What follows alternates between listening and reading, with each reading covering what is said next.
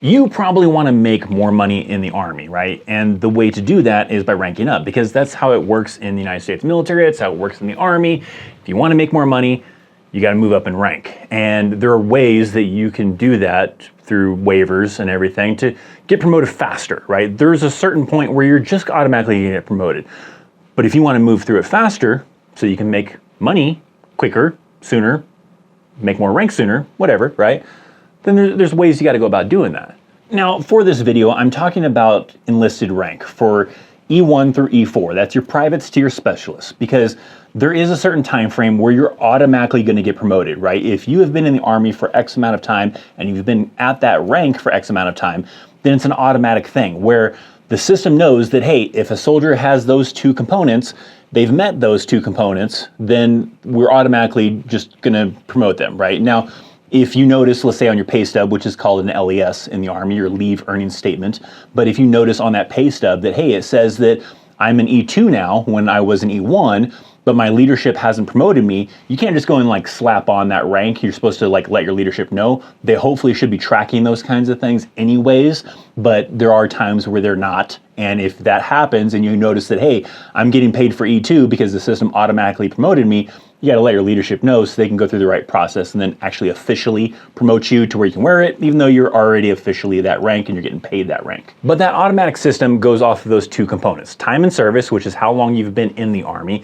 and then time and grade, which is how long you've been at that current pay grade, right? So if you've been E1 for X amount of time and you've been in the Army for X amount of time, and that's the criteria to get promoted to E2, then you're automatically going to get there. But if you want to do it sooner than that required time, that's when you have to kind of get these things called waivers. A waiver would be available to get rid of one of the two, right? If you have been that rank for the required amount of time, but you have not yet been in the Army for the required amount of time, then you can potentially try to get a waiver for that time in the Army, so that way you can just get promoted without having to wait the extra months or whatever the requirement is to get to that mark, or even vice versa. But you can only get a waiver for one or the other. You can't get a waiver for both of them. So if you've only been in the Army for 2 months, and that's not enough to get you promoted to the next, pay grade, and you haven't been in that current pay grade for long enough, you're not going to get a waiver for both of them. You can only get a waiver for one of the two. There, I guess, kind of is ways that you can get both of them waived, but those are a little bit more stricter kind of things like special forces and certain other kind of, specialty job types of things. But for your average individual that's not doing special forces, not doing the really high-speed things where they can get both of them waived, you're going to need to try to just get one of them waived. The first thing you can do is you can just try to come in the Army at a higher rank, right? You're still going to need to meet the time and service and time requirements to move up to the next rank after that, but there are things you can do to just come into the Army at a higher rank, right? You can do things like, if you have a high school that's got a JROTC program, right? You do all 4 years of JROTC, you can come in as an E3. Even think that if you do like maybe only a couple of those years, you can possibly come in as an E2, but nonetheless, doing some of that time in the JROTC program in high school could allow you to come in with a little bit of rank. If you're already out of high school and you can't really go back to go do it, right? There's other things you can do as well, right? There's things like, especially with your recruiter. You talk to your recruiter, there's sometimes things you can do to learn the rank structure, do some physical fitness with your recruiter, some certain things you can do, and it may allow you to come in at a higher rank. So definitely, if you're in that situation where you're already out of high school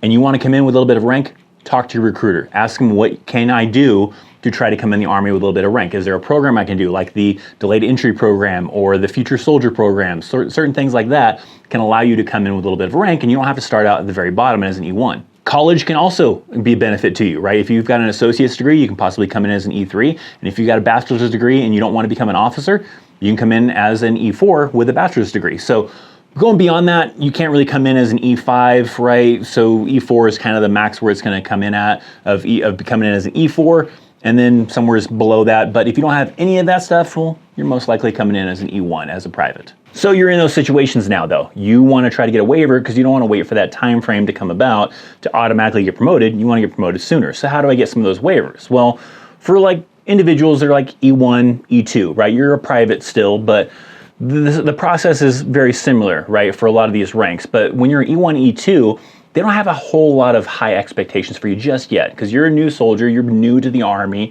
They don't expect you to be amazing, but they expect you to put forth effort. And how much effort you put forth may be what kind of, determines if they're going to give you a waiver or just let you ride it out until the max amount of time and then just automatically get promoted. At this level, though, you're just trying to stand out, right? There's a lot of things you can do to stand out to your leadership.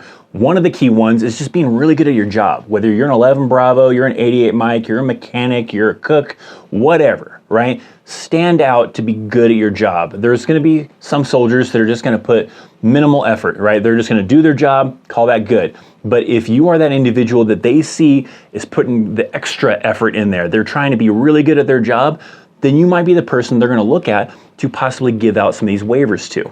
Because at the unit level is what they're going to have is they're going to have X amount of waivers. Maybe let's say this month the whole company has like 10 waivers that they can give out. So they're going to kind of allocate that to certain platoons. And let's say your platoon maybe only has 3. So then your leadership has to decide who are you going to use these 3 waivers on. They could choose not to give the waivers to anybody. They're like, we don't really have anybody. Let's let another platoon use these waivers or something like that. And that could be a possibility. But if they have some people that they're thinking in mind, they're going to try to think who has been standing out to us, who has been putting forth that effort to try to do a really good job. Maybe they're really good at their job already. They're going that extra mile. Who do we want to put in for that waiver? And the platoon sergeant, the platoon leaders, whatever, they're going to kind of go to those squad leaders and ask, hey, do you have a soldier you feel like is really standing out? And hopefully they're going to make a good case for you because you are really good at your job, really good at your MOS. You're putting forth the effort to try to learn more and try to do a lot of things. So you got to stand out to that leadership so that way your name comes up when they're trying to decide who are you going to give these waivers to.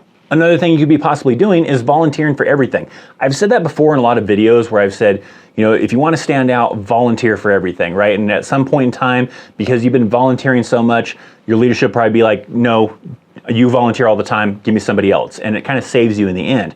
But you'll see sometimes in the comments where people will say that, oh, don't volunteer for anything. That's stupid, that's a horrible advice, that won't get you anywhere. And that possibly could be just because those individuals had leadership that really didn't pay attention to soldiers going the extra mile, right? So they saw other soldiers that were volunteering for everything. Maybe they were one of them that tried that at first, and their leadership really wasn't paying attention, wasn't really kind of, prioritizing the individuals that volunteered compared to the ones that weren't, and they didn't really see the results. So it didn't work out for them, and they're telling you, don't do it, it's stupid. But you kind of have to gauge your leadership to see if they're that type of leadership or if they're not that type of leadership. Because I've had a little bit of both where sometimes, yes, volunteering definitely does help, where you have that leadership that does take note of that, pays attention. I was that type of NCO that I saw what soldiers of mine were volunteering all the time, and I try to reward them over the ones that were never volunteering. So you kind of have to gauge your leadership to see which type of leadership they are to kind of decide if that's going to be beneficial or not. Oh, hey there. Sorry to interrupt the video. Don't worry, this isn't a sponsorship. It's more of a self-promotion because if you're not aware, I have a Christmas album out right now. I have a little AI heavy metal band called The Chaos Between and a brand new Christmas album called The Wrath of Claus. This album is available on whatever streaming service you probably listen to, as you can enjoy such classics as Krampus is Coming to Town. Krampus is coming to town, bringing terror, gonna hunt you down. Or perhaps you'd like to enjoy Christmas in the Ashes. Christmas in the ashes will survive, through the dark we'll keep it alive. Hope still burns, the fire won't fade, in the ruins a new choice made. Christmas in the ashes. Or check out A Snowman's True Love. All the frost may take me, but her face will light the void. Every line, every curve. The Wrath of Claus is available on iTunes, on Spotify, on YouTube Music, all the streaming platforms, so go check it out, give it a listen, let me know what you think. Hopefully it's a new Christmas album right up your alley. But anyways, let's get back to the video. Now let's move to if you're an E3, you're a private first class, and you want to get early promotion to specialist. That one's a little bit different because sure, it does come in to be a big factor of you being good at your job and knowing what you're doing and volunteering, and all that kind of stuff. But also additionally with this, you're going to be moving up to specialist, or you're trying to move up to specialist. So they're looking for people that, they can rely on, because a specialist is a non-commissioned officer, right? Unless you're a corporal, then you're kind of like a junior non-commissioned officer. But as a specialist, as an E4, you're kind of that person that's trying to mentor the soldiers. And that's what you got to kind of stand out in. You got to try to stand out to your leadership that I am somebody that can mentor these soldiers, that someone they're going to come to for advice, someone they're going to come to teach them something. And that's kind of also what they're looking for like sergeants too. But to kind of prepare you for sergeant, you know, they want those specialists to be in that kind of role. And of course, like I said, you're automatically going to, at some point, just get promoted to specialist anyways, whether your leadership feels you're ready or not ready. I mean, at a certain point, if you're really messing up, they could demote you. But sure, if you're not messing up, but you're not like amazing, you're eventually going to get promoted anyways. But you're trying to stand out, right? You're trying to get promoted early so you can start making that money quicker and you can get promoted faster. So you got to stand out to that leadership that I am somebody that you can count on, because that's a lot of what, you know, the NCOs, non-commissioned officers, are looking for in specialists. We're looking for people that, you know, we can count on. If we're spread thin, because a lot of NCOs are tasked out with a lot of other things going on, and we don't have enough NCOs to go around for all the missions and all the things we have to do, then you got to start looking at the specialists, right? You got to start looking at those individuals and who are the reliable ones. And if you're trying to get to that kind of point sooner, then you got to stand out to be one of those reliable individuals. Because if Sergeant so-and-so is not available to be in the motor pool to get this task done, then we got to find Specialist so-and-so that is reliable, that we can count on to go and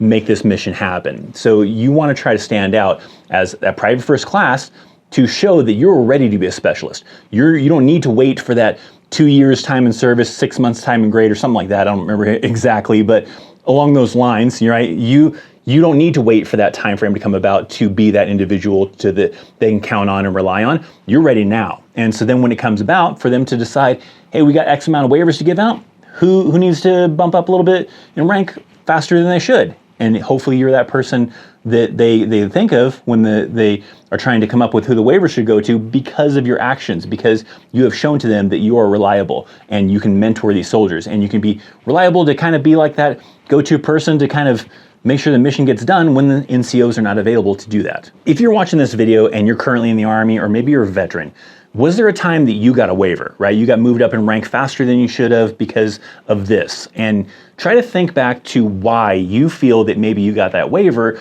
and you got promoted faster than some of the other soldiers in your platoon, in your unit, or whatever, and leave that down in the comment section down below. I want to hear about some advice that maybe you have for some of these young soldiers, these future soldiers, as to what things that worked for you to maybe get that waiver. For me, I got a waiver for my time in service, I think it was. Maybe it was time in grade, I don't remember. But I got a waiver to go from E3 to E4, I believe. So the reason why I think that I got that waiver to go up to E4 was because I was that individual that was volunteering a lot. I would, try to learn new things. I would kind of, try to push to, be good at my job and try to help out other soldiers and kind of mentor them. And that's kind of why I gave those tips, is because I saw that kind of worked for me. And you may have different experiences, but I remember seeing some of those soldiers in my platoon that were a little bit jealous that I got promoted before them. They were like, wait a minute, he came in the Army the same time I did. We came to the unit together. He's been in that rank the same amount of time.